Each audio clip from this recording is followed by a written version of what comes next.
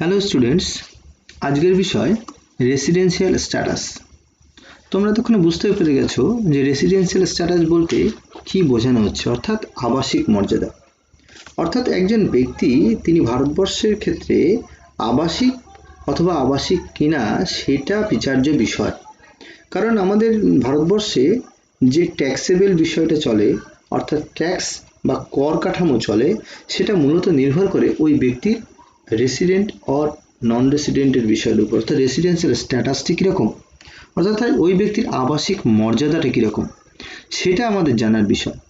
তো সেটা জানতে গেলে আমাদের রেসিডেন্সিয়াল স্ট্যাটাস সম্বন্ধে জানতে হবে। তো ভিডিও শুরু করার আগে যদি আমার চ্যানেলে যারা অবশ্যই সাবস্ক্রাইব করেছো তাদেরকে অসংখ্য ধন্যবাদ, এবং যারা নতুন তারা অবশ্যই চ্যানেলটি সাবস্ক্রাইব করে নেবে এবং পাশে থাকা বেল আইকনটিও প্রেস করে নেবে যাতে পরবর্তী ভিডিওগুলো পেতে পারো। এবং ভিডিওটি সম্পূর্ণ দেখবে, দেখার পর যদি ভালো লাগে তো অবশ্যই লাইকস করবে এবং শেয়ার করবে, এবং যদি কোনো কমেন্ট থাকে অবশ্যই কমেন্ট বক্সে অবশ্যই কমেন্ট করবে। তো শুরু করা যাক আজকের বিষয় রেসিডেন্সিয়াল স্ট্যাটাস, অর্থাৎ আবাসিক মর্যাদা। Why study residential status? কেন তাহলে আমরা আবাসিক মর্যাদা সম্বন্ধে জানব, কেন পড়াশোনা করব? বিষয়টা হচ্ছে tax incidence on an অ্যাসেসি depends on his residential status. কোনো ট্যাক্স ইনসিডেন্স অর্থাৎ ট্যাক্সের কাজকর্ম করতে গেলে কোনো অ্যাসেসি বা নির্ভর করে তার রেসিডেন্সিয়াল স্ট্যাটাসের উপর, তার আবাসিক মর্যাদার উপর। For instance, whether an income accrued to an individual outside India is taxable in India depends upon the residential status of the individual in India. অর্থাৎ কোনো ইনকাম যদিও করতে হয় সেটা দেশের অভ্যন্তরে বা দেশের বাইরে, প্রাপ্য বা হাতে পাওয়া গেছে, এইরকম বিষয়গুলো নির্ভর করে এই স্বতন্ত্র ব্যক্তির ভারতবর্ষের আবাসিক অবস্থা বা আবাসিক মর্যাদার উপর। সিমিলারলি, একইভাবে whether an income earned by a foreign national in India or outside India, একইভাবে যদি কোনো বাইরের কোনো অধিবাসী হয়, বাইরের কোনো ব্যক্তি হয়, বিদেশি কোনো ব্যক্তি হয়, তো তার ক্ষেত্রেও কিভাবে আমাদের রেসিডেন্সিয়াল স্ট্যাটাসটা নির্ধারণ করা দরকার, সেক্ষেত্রে তার সিটিজেনশিপটা কিন্তু আমাদের বিষয় নয়। Therefore, the determination of the residential status of a person is very significant in order to find his tax liability. যদি এই রেসিডেন্সিয়াল স্ট্যাটাসটা আমরা বের করতে পারি একজন ব্যক্তির ক্ষেত্রে, তাহলে তার ট্যাক্স লায়াবিলিটিটাও কিন্তু বের করতে আমাদের যথার্থ কাজ হবে। তো আমরা পাশি এই রেসিডেন্সিয়াল স্ট্যাটাস বের করতে গেলে কতগুলো বেসিক কনসিডারেশন আমাদেরকে করতে হতো, কতগুলো বিষয় আমাদেরকে বিচার করতে হবে। কি কি বিষয় সেগুলো আসি। Residential status and tax liability, অর্থাৎ আবাসিক মর্যাদা বা কর দায় নির্ধারণের জন্য কোনো পূর্ববর্তী বছরে কোনো নির্ধারিত কর দায় ওই বছরে ওই ব্যক্তির মোট আয়ের উপর ভিত্তি করে নির্ধারণ করা হয়। অর্থাৎ নির্ধারিত মোট আয় ভারতে তার আবাসিক মর্যাদার উপর ভিত্তি করে নির্ধারণ করা হবে। অর্থাৎ রেসিডেন্সিয়াল স্ট্যাটাস এবং তার কর দায়টি কীরকম সেটা আমাদের বুঝতে হবে। Number 2, residential status and citizenship, অর্থাৎ আবাসিক মর্যাদা এবং নাগরিকত্ব। এক্ষেত্রে একজন ব্যক্তি কোনো দেশের নাগরিক, তার উপর ভিত্তি করে ব্যক্তির আবাসিক মর্যাদা নিরূপণ করা হয় না। একজন বিদেশি নাগরিকও ভারতবর্ষে আবাসিক হতে পারেন, আবার একজন ভারতীয় নাগরিকও কোনো একটি পূর্ববর্তী বছরে তিনি আবাসিক নাও হতে পারেন। অর্থাৎ সিটিজেনশিপ এবং রেসিডেন্সিয়াল স্ট্যাটাস কিন্তু এক্ষেত্রে এক বিষয় নয়। Different residential status for different previous year, অর্থাৎ একজন ব্যক্তি বা একজন অ্যাসেসি বা নির্ধারী কিন্তু বিভিন্ন পূর্ববর্তী বছরে বিভিন্ন ধরনের তার আবাসিক মর্যাদা হতেই পারে। অর্থাৎ কোনো বছরে যেমন তিনি আবাসিক হতে পারেন, কোনো বছরে তিনি সাধারণ আবাসিক হতে পারেন, কোনো বছরে অনাবাসিক হতে পারেন। অর্থাৎ তাকে প্রতি বছরই একই ধরনের হতে হবে এমন কোনো বাধ্যবাধকতা নেই। অর্থাৎ ডিফারেন্ট রেসিডেন্সিয়াল স্ট্যাটাস হতে পারে বিভিন্ন পূর্ববর্তী বছরে। Residential status for different taxable entities, অর্থাৎ বিভিন্ন ধরনের করযোগ্য সত্তার জন্য আবাসিক মর্যাদা আমাদেরকে নির্ধারণ করতে হবে। এক্ষেত্রে আমাদের কতগুলো বিষয় আছে, যেমন স্বতন্ত্র ব্যক্তি, হিন্দু আনডিভাইডেড ফ্যামিলি, অংশীদারি কারবার, কোম্পানি, অন্যান্য ব্যক্তি, এগুলোর মধ্যে পড়ে। এবং ডিফারেন্ট রেসিডেন্সিয়াল স্ট্যাটাসগুলো কি কি আছে সেগুলো আমাদেরকে বিচার করতে হবে। তাহলে শুরু করা যাক। আমরা তাহলে জানবো আমাদের কি প্রথমে step 1, first find out whether such individual in resident in India, অর্থাৎ প্রথমেই আমাদেরকে জানতে হবে ওই ব্যক্তির, ওই স্বতন্ত্র ব্যক্তির রেসিডেন্ট ইন ইন্ডিয়া, তার আবাসিক মর্যাদা সম্বন্ধে জানতে হবে আমাদের, রেসিডেন্ট কিনা সেটা জানতে হবে। Number 2, if such individual is resident, যদি কোনো নির্ধারী বা কোনো স্বতন্ত্র ব্যক্তি রেসিডেন্ট হয় ভারতবর্ষে, then find out whether he is ordinarily resident in India, তাহলে কি সে সাধারণভাবে নাগরিক? However, if such individual is a non-resident in India, then no further investigation is necessary, অর্থাৎ প্রথমে আমাদেরকে ওই নির্দিষ্ট স্বতন্ত্র ব্যক্তির আবাসিক রেসিডেন্ট নির্ধারণ করতে হবে। যদি সে নির্ধারণ করা হয়ে যায়, তারপর নির্ধারণ করতে হবে সে কি আমাদের ভারতবর্ষে সাধারণভাবে নাগরিক, সেটি নির্ধারণ করতে হবে। এই বিষয়ে যদি কোনো ব্যক্তি রেসিডেন্ট না হয়ে নন রেসিডেন্ট হয়ে যায়, তাহলে আমাদের কিন্তু আর কোনো কিছু তার জন্য পরীক্ষা করার দরকার নেই।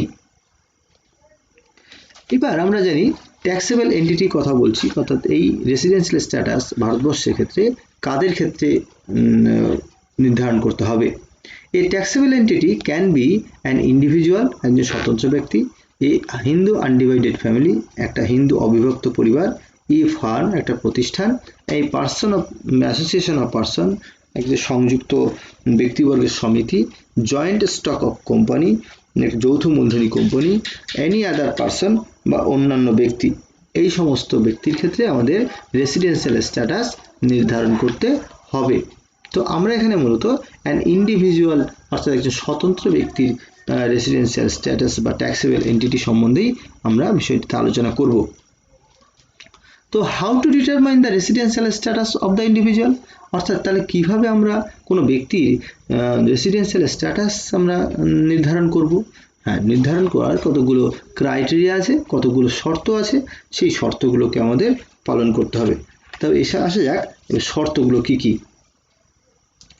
দেখো এখানে দুটো কন্ডিশনের কথা বলা হয়েছে। Condition to the test of A when an individual is resident, দুটো কন্ডিশনের কথা বলা হয়েছে, একটা বেসিক কন্ডিশন আর একটা অ্যাডিশনাল কন্ডিশন। বেসিক কন্ডিশন অর্থাৎ হচ্ছে মূল শর্ত বা মৌলিক শর্ত, এবং অ্যাডিশনাল কন্ডিশন হচ্ছে অতিরিক্ত শর্ত। তো basic condition under section 6 subsection 1, অর্থাৎ 6(1) ধারাতে বলা হয়েছে বেসিক কন্ডিশন আছে দুটো। 6(1) এতে বলছে he is in India in the previous year for a period of 182 days or more, অর্থাৎ এইখানে কিন্তু এই জায়গাটাতে ভাইটাল 182 দিন, অর্থাৎ 6(1) সেকশনে বলছে কোনো ব্যক্তি, কোনো নির্ধারী যদি কোনো পূর্ববর্তী বছরে সব মিলিয়ে মোট 182 দিন বা তার বেশি দিন ভারতবর্ষে বসবাস করে। এখানে সব মিলিয়ে বলতে কি বললাম, সব মিলিয়ে বলতে মনে করো একজন নির্ধারী আজকে জানুয়ারি মাসে আমাদের ফাইন্যান্সিয়াল ইয়ার শুরু হয় 1 এপ্রিল টু 31 মার্চ, মনে করো 1 এপ্রিল থেকে শুরু করে জুন পর্যন্ত সে ভারতবর্ষে থাকলো, তারপরে জুলাই মাস আগস্ট মাসে বিদেশে কাটিয়ে এসছে, আবার তিনি সেপ্টেম্বর থেকে ভারতবর্ষে আসেন, সেপ্টেম্বর মাসে থাকার পরে সে আবার অন্য কোনো দেশে চলে গেছেন। তো এইরকমভাবে সারা বছরে তিনি ভারতবর্ষে কতদিন থাকলেন এইটা বিচার্য বিষয়। এক্ষেত্রে 182 দিনটা বিচার করতে হবে। যদি তিনি 182 দিন থেকে থাকেন, তাহলে সে 6(1) এই কন্ডিশনটি ফুলফিল করলেন। এবং মৌলিক শর্তের আরেকটি শর্ত বলা আছে 6(1) C, he is in India for a period of 60 days or more during the previous year and 365 days or more during 4 years immediately preceding the previous year, অর্থাৎ তিনি এই পূর্ববর্তী বছরে 182 দিনের জায়গায় তিনি 60 দিনও থাকতে পারেন। তবে সেক্ষেত্রে ওই পূর্ববর্তী বছরের আগের 4টি পূর্ববর্তী বছরে সব মিলিয়ে তাকে 365 দিন বা তার বেশি দিন ভারতে ছিলেন এটা প্রমাণ করতে হবে। অর্থাৎ একজন ব্যক্তিকে যদি মৌলিক শর্ত, দুটি মৌলিক শর্ত পূরণ করতে হয়, দুটি মৌলিক শর্তের একটা প্রথম শর্তে 182 দিন থেকে থাকতেই হবে সব মিলিয়ে বা তার বেশি দিন, অথবা 2 নম্বর যে মৌলিক শর্ত সেটা হচ্ছে সে ওই 182 দিনের জায়গায় 60 দিন থাকলেও হবে, কিন্তু তাহলে তাকে তার আগের 4টি পূর্ববর্তী বছরে তাকে 365 দিন ভারতবর্ষে থাকতে হবে, এটা প্রমাণ করতে হবে। তো এই শর্তটির কিছু ব্যতিক্রম আমরা পাবো, সেটা পরে আলোচনা করছি। এবারে আসি আমরা অ্যাডিশনাল কন্ডিশন, অর্থাৎ অতিরিক্ত শর্তে। এই অতিরিক্ত শর্ত দুটিও কিন্তু ভাইটাল, মাথায় রাখার চেষ্টা করতে হবে। সেকশন 6 সাবসেকশন 6 এবং ক্লজ এ এই ক্ষেত্রে বলা হয়েছে দুটো কন্ডিশনে বলা হয়েছে, বলছে he has been resident in India in at least 2 out of 10 previous year immediately preceding the relevant previous year, অর্থাৎ উক্ত পূর্ববর্তী বছরের অব্যবহিত পূর্বের 10টি পূর্ববর্তী বছরের মধ্যে অন্তত 2টি পূর্ববর্তী বছরে তাকে ভারতবর্ষের আবাসিক হতে হবে। অর্থাৎ কন্ডিশন নাম্বার 1-এ বলছে আগের 10টি বছরের মধ্যে 2টি বছরে তাকে কিন্তু আবাসিক হতে হবে। এবং কন্ডিশন 2 কি বলছে, he has been in India for a period of 730 days or more during 7 years immediately preceding the relevant previous year, অর্থাৎ উক্ত পূর্ববর্তী বছরের অব্যবহিত পূর্বের 7টি পূর্ববর্তী বছরে সব মিলিয়ে তাকে 730 দিন বা তার বেশি দিন ভারতবর্ষে থাকতে হবে। তাহলে স্টুডেন্ট এই বেসিক কন্ডিশন দুটো আবার কি বলি, 182 দিন থাকতে হবে অথবা 60 দিন থাকলেও হবে, কিন্তু 4 বছরে তাকে 365 দিন থাকতে হবে। এই দুটি হচ্ছে বেসিক কন্ডিশন। অন্যদিকে অ্যাডিশনাল কন্ডিশন কি, 10 বছরের মধ্যে 2 বছর তাকে রেসিডেন্ট হতে হবে, এবং অথবা 2 নম্বরের কন্ডিশন হচ্ছে 7 বছরের মধ্যে থেকে 730 দিন ভারতবর্ষের নাগরিক হতে হবে। তো স্টুডেন্ট এই যে বলছিলাম যে 60 দিন হবে এবং এর কিছু ব্যতিক্রম আছে, সেই ব্যতিক্রমগুলো এবার নিয়ে আলোচনা করি। যদি কোনো নির্ধারী বা যদি কোনো ইন্ডিভিজুয়াল ব্যক্তি an Indian citizen who lives India during the previous year for the purpose of employment outside India, or an Indian citizen who lives India during the previous year as a member of the crew of an Indian ship, অর্থাৎ যদি কোনো ভারতীয় নাগরিক তার কর্ম উপলক্ষে বা ভারতীয় জাহাজের কর্মচারী হিসাবে কোনো এক পূর্ববর্তী বছরে ভারতের বাইরে যান, সেই ব্যক্তির আবাসিক মর্যাদা নির্ধারণের জন্য 6(1) সেকশন, ওই যে আমরা বলেছি 6(a)(1) সেকশন সি, এই যে ধারাতে যে 160 দিনের কথা বলা হচ্ছে, এই যে 60 দিন, এই 60 দিনের জায়গায় তাকে 182 দিন উপস্থিত থাকতে হবে। অর্থাৎ এই সমস্ত কাজের ক্ষেত্রে, অর্থাৎ একজন কর্মসূত্রে যদি ভারতবর্ষের বাইরে যান অথবা জাহাজের কর্মচারী হিসেবে যদি তিনি ভারতবর্ষের বাইরে যান, তবে সেক্ষেত্রে 60 দিনের জায়গায় 182 দিন তাকে উপস্থিত থাকতে হবে। এবং আরেকটা কন্ডিশন কি আছে, Indian citizen or a person of Indian origin who comes on a visit to India during the previous ইয়ার, অর্থাৎ এক্ষেত্রে ভারতের বাইরে বসবাস করেন এমন কোনো ভারতীয় নাগরিক বা ভারতীয় বংশোদ্ভূত ব্যক্তি যদি পূর্ববর্তী বছরে ভারতবর্ষে পরিদর্শনে আসেন, ভিজিট করতে আসেন, তো সেই অবস্থায় সেই বছরে তার আবাসিক মর্যাদা নির্ধারণের জন্য উপরের যে আমরা আগে যে শর্তের কথা বলেছিলাম 60 দিন, মৌলিক শর্তের যে সেকেন্ড শর্তটা 60 দিন, সেই 60 দিনের পরিবর্তে তাকে কি করতে হবে, 182 দিন কিন্তু উপস্থিত থাকতে হবে। তো এখানে দেখো Indian citizen or a person or Indian origin, এই ইন্ডিয়ান অরিজিন অর্থাৎ ভারতীয় বংশোদ্ভূত বলতে কি বোঝায় বলা আছে, দেখো under section 115 C subsection E of the Income Tax Act, a person is said to be the Indian descent if he or his father or mother or any his grandparents was born in undivided India, অর্থাৎ আয়কর আইনের 115(c)র ই ধারাতে বলা হয়েছে একজন ব্যক্তিকে ভারতীয় বংশোদ্ভূত ব্যক্তি তখনই বলা হবে যখন তার পিতা বা মাতা বা তার পিতামহ যে কেউ অবিভক্ত ভারতবর্ষে বসবাস করেছেন, জন্মগ্রহণ করেছেন, অর্থাৎ আনডিভাইডেড ফ্যামিলিতে যিনি জন্মগ্রহণ করেছেন।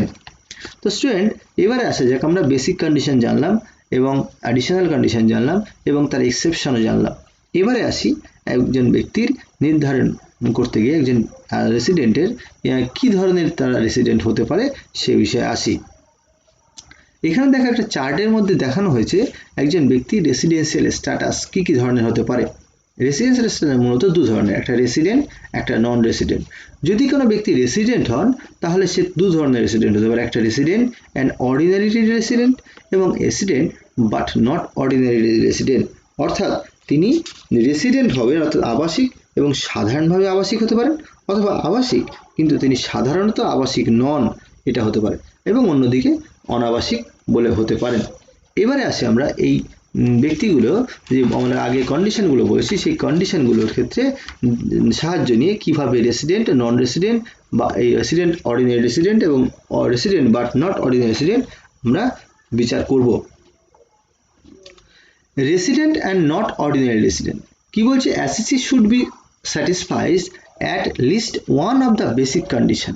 অর্থাৎ আমরা বেসিক কন্ডিশন দেখেছি, এখানে এই যে বেসিক কন্ডিশন, এই বেসিক কন্ডিশনের একটা শর্ত তাকে পূরণ করতে হবে। Assessee should be satisfy at least one of the basic condition and both the two additional condition. অর্থাৎ একজন ব্যক্তি তিনি রেসিডেন্ট অ্যান্ড অর্ডিনারি রেসিডেন্ট যদি হতে হয় বা হতে চান, তাহলে তাকে অবশ্যই বেসিক কন্ডিশনের একটি শর্ত এবং অ্যাডিশনাল কন্ডিশনের দুটি শর্ত তাকে পূরণ করতে হবে। অর্থাৎ এই যে বেসিক কন্ডিশন, এই বেসিক কন্ডিশনে যে কোনো একটি হয় এটি অথবা এটি, দুটো যে কোনো শর্ত একটি শর্ত পূরণ করতে হবে এবং অ্যাডিশনাল কন্ডিশনে দুটো শর্তই তাকে পূরণ করতে হবে, কন্ডিশন 1 এবং কন্ডিশন 2, এই দুটি শর্তই পূরণ করতে হবে। অর্থাৎ রেসিডেন্ট যদি হতে হয় এবং রেসিডেন্ট এবং অর্ডিনারি রেসিডেন্ট যদি হতে হয়, তাহলে কিন্তু তাকে কন্ডিশন 1 বেসিক কন্ডিশনের একটি এবং অ্যাডিশনাল কন্ডিশনের দুটি তাকে পূরণ করতে হবে। Resident but not ordinary resident, resident হবেন কিন্তু অর্ডিনারি রেসিডেন্ট যদি না হতে চান, সেক্ষেত্রে ওই এসসিসিকে satisfy at least one of the basic condition, একটা বেসিক কন্ডিশন পূরণ করতে পারতে হবে, কিন্তু কোনো আলাদা অ্যাডিশনাল কন্ডিশন তাকে পূরণ না করলেও চলবে। অথবা SCC satisfy at least one of the basic condition and one of the two additional condition. অর্থাৎ মৌলিক শর্তের যে কোনো একটি এবং অতিরিক্ত শর্তের হয় একটি নতুবা একটিও নয় যদি পূরণ করতে না পারেন, তাহলে তিনি অর্ডিনারি রেসিডেন্ট বলে গণ্য হবেন না। অর্থাৎ তিনি resident but not ordinary resident হিসেবে গণ্য হবেন। অন্যদিকে নন রেসিডেন্ট বলতে কি বলছে? An individual is a non resident in India if he satisfied none of the basic condition. অর্থাৎ কোনো নির্ধারী অর্থাৎ স্বতন্ত্র ব্যক্তি যদি নন রেসিডেন্ট হন, তাহলে তাকে কি স্যাটিসফাই করতে হবে?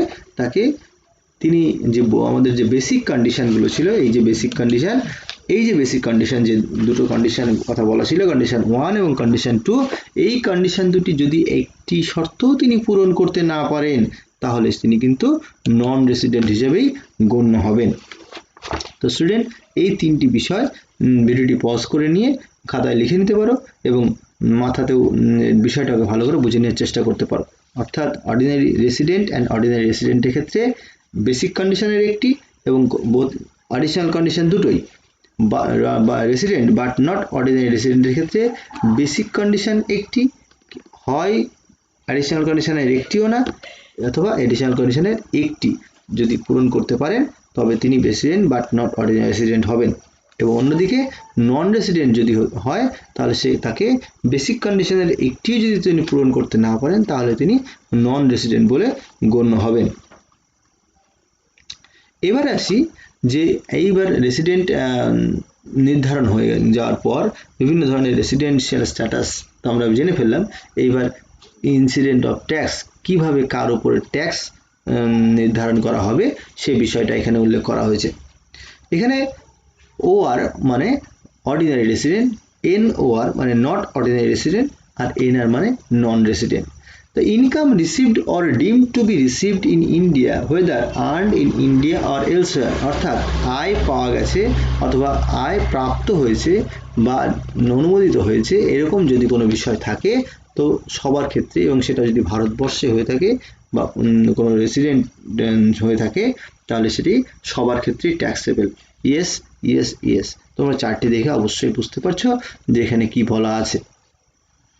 Income accrues or arise or deemed to be accrues or arise in India, whether received in India or elsewhere, অর্থাৎ যদি আয়টা ভারতবর্ষেই উৎপত্তি হয় এবং সেটা ভারতবর্ষে বা বাইরে যে কোনো জায়গাতেই পাওয়া যাক না কেন, সেক্ষেত্রে তো কোনো বিষয় নয়, সেক্ষেত্রে সবার ক্ষেত্রেই কিন্তু ট্যাক্সেবল হবে। Income which accrues or arises outside India and received outside India from a business controlled from India, অর্থাৎ এমন কোনো আয় যদি উৎপন্ন হয় ভারতবর্ষের বাইরে এবং সেটা সেই আয়টা ইনকাম করতে গিয়ে সেই ব্যবসাটা পরিচালনা যদি ভারতবর্ষ থেকে হয়, তাহলে সেই আয়টা কিন্তু অর্ডিনারি রেসিডেন্ট এবং নট অর্ডিনারি রেসিডেন্টের ক্ষেত্রেই ট্যাক্সেবল হবে, কিন্তু নন রেসিডেন্টের ক্ষেত্রে সেক্ষেত্রে কিন্তু কোনো ট্যাক্সেবল হবে না। Income which accrues or arises outside India from any other source, এমন কোনো ইনকাম যেটা ভারতবর্ষের বাইরে থেকে হয়েছে এবং অন্যান্য উৎস থেকে হয়েছে, সেটা শুধুমাত্র অর্ডিনারি রেসিডেন্টের ক্ষেত্রেই ট্যাক্সেবল হবে, কিন্তু অন্য নন রেসিডেন্ট এবং নট অর্ডিনারি রেসিডেন্টের ক্ষেত্রে ট্যাক্সেবল হবে না। এছাড়াও income which accrues or arises outside India and received outside India during the year preceding the previous years and remitted to India during the previous year, এগুলো কোনো ব্যক্তির ক্ষেত্রেই কিন্তু আয়টা করযোগ্য হবে না। তো স্টুডেন্ট, তোমরা কিন্তু বুঝতেই পারলে যে বিষয়টা কোন কোন ব্যক্তির ক্ষেত্রে ট্যাক্স হবে, কোন কোন ব্যক্তির ক্ষেত্রে ট্যাক্স হবে না, কর নির্ধারণ হবে, কোন কোন ব্যক্তির ক্ষেত্রে কর নির্ধারণ হবে না। তো এই বিষয়ে ঢোকার আগে আমাদের যেটা সবচাইতে বেশি মাথায় রাখতে হবে সেটা হচ্ছে এই কন্ডিশন, বেসিক কন্ডিশন আর অ্যাডিশনাল কন্ডিশন।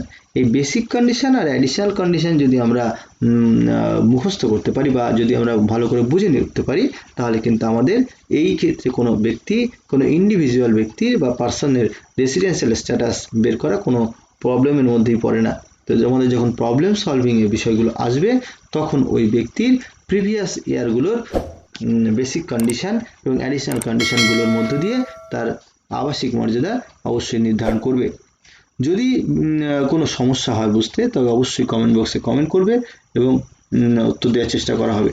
এবং যদি ভিডিওটি ভালো লাগে তবে অবশ্যই লাইক এবং শেয়ার করবে। তো আজকের মতো এখানেই, ধন্যবাদ, থ্যাংক ইউ।